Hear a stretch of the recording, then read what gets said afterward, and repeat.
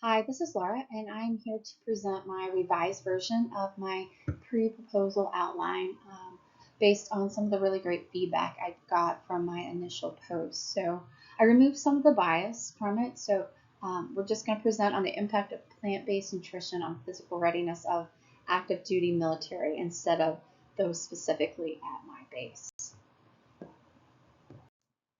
So I left the research problem statement pretty much the same. I did get some feedback that it was a little too wordy. There's a little too much on the page. So I did try to make it a little bit more concise, but I do think it brings about the significance of the research that I'm trying to do. So none of the information has changed, just made it a little more concise which was a great suggestion. And you'll see that throughout some of the other slides that I also present. A lot of it stay the same, but I just kind of made it more concise, trying to kind of limit and not read just verbatim from that. But talked about the obesity epidemic, still very, very significant within the military population in general.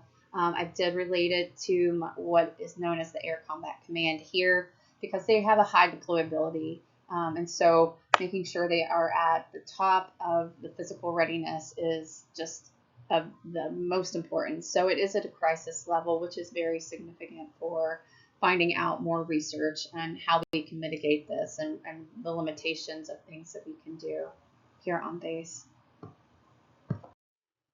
Research questions. I still am going to offer two because I think it paints a holistic picture. My primary one is going to be how does plant-based dietary interventions improve BMI and other physical markers within active duty here? Compared to a traditional omnivore diet, which involves a little bit more meat options.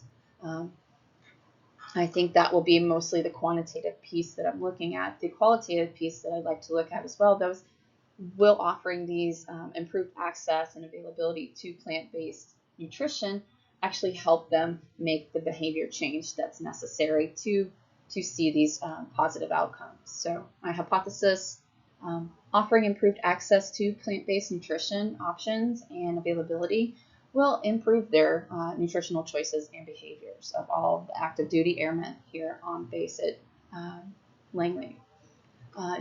Also, plant-based nutrition will decrease quantitatively the BMI, waist to height ratios, blood pressure, heart rate, while improving overall body composition and percent body fat compared to the omnivore diet. Theoretical framework is still social cognitive theory. I think this is the best way to see if changing the environment and helping them to build self-efficacy in plant-based, teaching them more about plant-based, educating them, building up their confidence with that to see if they're able to make that behavior change is critical to look at. Background on this topic is currently 22% of active duty service members across all branches were classified as obese, according to a study in 2021. That's up from 16 in 2015. This makes them completely ineligible to deploy and puts them at an increased risk for a medical profile, which in turn can cause retention and national security crisis because of the limiting of the ability of those DoD personnel to deploy. The cost of obesity within the DoD and active duty is alarming. It's $1.5 billion per year. This includes those that fall into musculoskeletal injury, disease treatment, and most importantly, lost days of work and medical discharge. Currently, the Air Force reports separately that 18.2% of active duty airmen fall into the obese category. And these are all defined by the BMI standard of equal to or above 30. And it's expected to climb within the next year or two, which is why we need these interventions or these studies and research to help come up with options to de-escalate that. Active duty military themselves report lack of healthy options on base. Their proximity to fast food and the campus style eating at the dining facility is not equipped with healthy choices. Currently, I know here at Langley, they have Arby's, they have Panda Express, they have Popeyes, and these are things that are offered for convenience to the airmen. So we got to see what we can do better to influence these choices and find a common ground for making healthier ones. So that directly does influence their choices through the study you see there, but also what else is influencing their choices other than just that. Plant-based nutritional options are defined as a nutritional alternative that encourages whole plant-based foods. It discourages meat, but it does not eliminate meat completely from the diet. I think that's where there's a lot of misinformation out there. Plant-based doesn't mean necessarily vegan, vegetarian. It can be what they call flexitarian. So that is, you are limiting your amount of meat that you are eating. Typically, you see it in an 80-20 split, and that depends on, for this study, it will depend on the dietary technician's take of the physical information and different things they find. So again, just making sure that we understand plant-based is not completely eliminating the meat part of the diet. It's just significantly reducing it to see and adding in more plants. So finding more sources for plant-based proteins and different things like that. It's been proven to be a low-risk intervention that lowers BMI and all these other factors, as you can see there. What else needs to be learned? There's lots of gaps in literature when with this population, specifically with plant-based nutrition. We need to find out what is the most serious threat to the nutritional health of active duty. Is it their availability to choices on base? Is it some of the stressors of their job, their age, location, different things? We need to find that out first so we can come up with solutions. We need to find out, is our assessment tool, the MNEAT, effective in providing changes on base, local program changes within the dining facilities and other restaurants, and other things like that. I think plant-based has is a huge potential here on base, but there's little known. There's limited research within the military population on plant-based at this time. Hi, I did want to talk about the sample size and setting a little bit more. That was also some of the feedback I received on my initial post. So the reasons for my limitation are due to the timeline that I'm looking at with an 8-week study, the staffing and research capabilities, what is feasible to handle within a limited amount of personnel, and also the budget within the military and within some of the funding here. It really would be hard to be able to manage a much larger sample size, although it would significantly, through the calculations, I would need to recruit over 370. The population is large, but again, trying to find that niche and that target population that can really be effective and get some significant results, I did have to limit it based on that. So I did up it and did some different calculations to kind of minimum of 50 subjects and a maximum of 75 with only 4 research staff personnel. So thank you for that feedback. I did try to clarify that. Hopefully that gets conveyed through here. Everything else pretty much stayed the same. I didn't make any major changes, inclusion, exclusion, data, and criteria there. So everything else should be the same. Just the sample size changed and some of the justification for that. You'll see that towards the end where I talk about some of the limitations. The methodology and design of this study has been set to an 8-week pre-post convergent parallel mixed methods study of data from 20 up to 50 active duty, and they'll be split into 2 randomized equal dietary sample groups. One will be prescribed a plant-based nutritional intervention based on the physical assessment of the dietary technician. The other will follow a more traditional omnivore diet as controlled by the dietary technician as well. So concurrently, the diet technicians will also individually administer a qualitative survey known as the MEBS, the Military Eating Behavior Survey. that has been recently validated. And this will be done both pre and post, like I said, concurrently with the physical data as well. The objectives to measure the physical readiness, both quantitatively and qualitatively, through height, weight, BMI, body composition, and the eating behavior survey.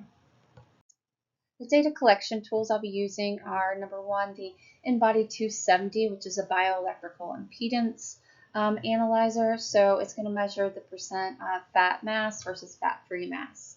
The Healthometer waist height digital scale is a biomedically calibrated scale we use here at the military treatment facility. It measures digitally both height, and then it has a sliding scale for height.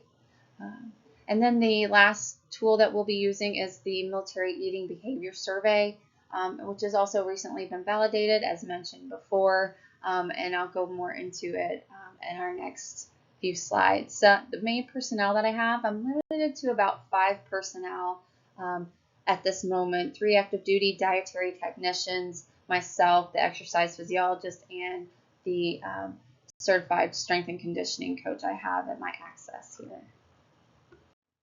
These are going to be the data collection procedures. I started out with the general instructional, which will be, number one, informed consent of participation, completely voluntary.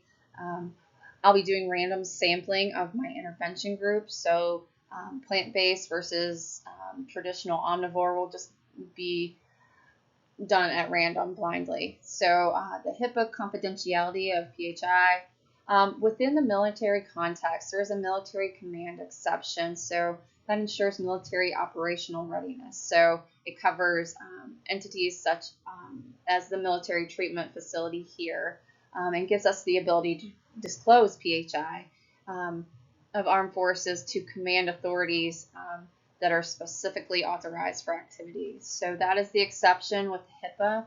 It is within grounds to do that. So I am a mandatory reporter for that. Private screening rooms will be provided for all individual physical and qualitative measurements. So these will all be performed. Instructions will be given by trained healthcare professionals. Myself, the certified exercise physiologist, a registered strength and conditioning coach, and then I have 3 active duty dietary technicians that work within our nutritional medicine department. And the InBody scale will be located in that same room. There'll be complete privacy with each individual and ensure protocols for each measurement. All the physical data that will be recorded both quantitatively and qualitatively will be stored in an encrypted database located within the primary researcher's locked office. So myself, it's encrypted, only have access through our DoD access that we can get on the computers with. So I will be the only one that has access to all the full database there. I plan on following a concurrent parallel mixed method study design. And so I'm focusing heavily on the quantitative piece and the physical data I obtained from the BMI and body fat percentage, and then supplementing it with the qualitative piece of the eating behavior survey. For the BMI, that will be measured on the digital scale. Both height and weight will be converted to kilograms and meters, and then it'll follow the algorithm for BMI, and that'll be recorded. Body fat mass percentage will be recorded by the InBody 270, which is a digital output, and that will also be recorded in that same Excel spreadsheet for each individual. These will be done both pre and post. And in addition to that quantitative piece, the technicians and myself will be administering the eating behavior survey questionnaire. It's 133 items, and so it's quite in-depth with some of the topics, as you can read through there. It is self-reported and very subjective, so it'll provide a good piece of the qualitative measurement we're looking for eating behaviors and changes and things like that we are looking for. Quantitatively, since BMI and body composition will be measured on a continuous ratio scale, the the variables will be compared and correlated within their nutrition intervention groups, both pre and post, using inferential stats, linear regression, two-way ANOVAs, Pearson's correlation, and also just some basic descriptive stats to help illustrate the changes, hopefully, between the two groups, mean, min, maxes, ranges, standard deviations, to just compare the independent and dependent variables. SVS software will be used to perform all of these analysis, and that'll be done again through Pearson's correlation coefficient and mostly correlation matrices for all the variables involved. Qualitatively, the MEBS Military Eating Behavior Survey, it does measure individual subjective qualitative data, as I mentioned earlier, but it is analyzed through a quantitative procedure similar to BMI and body composition. Again, typically it's measured through SPSS software. It measures correlations between independent and dependent variables. This will be done both pre and post to help identify themes of behavior changes that may be seen and kind of correlate a little bit more, maybe age or gender or rank, different things that we can find throughout that as a secondary theme in relation to the question for comparison. Thank you. On my initial post, I had some hesitations whether to include the limitations due to some of the criteria for the assignment. So I decided to go ahead and include a limitations slide on this because it is very significant, as referring back to my sample size that I mentioned in an earlier slide. I think it gives a little bit further clarification due to a lot of different things that may kind of factor in with such limited personnel and such limited budget I have to work with. The duration is a big factor. In 8-week study, you're not really going to see a whole lot of significant physical changes. Maybe possibly some different body composition, maybe some weight fluctuation, things of that. So that might be something I need to look at further as I move through and kind of fine tune some of the study. Again, staffing is an issue. There's only certain people that are authorized within a military installation to actually be on base and be able to work with active duty populations. So that is a huge limitation that again feeds back into my sample size limitations there. A lot of times dietary intakes are very tough to go by. So that qualitative piece from the Military Eating Behavior Survey relies on self-report subjectivity. So always with that is a factor, and some of the limitations, making sure they understand the wording and some of the things and their interpretation of it.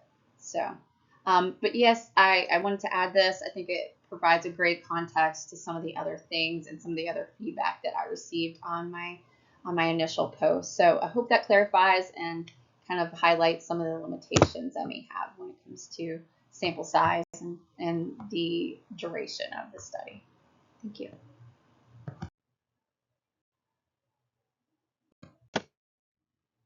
And thank you.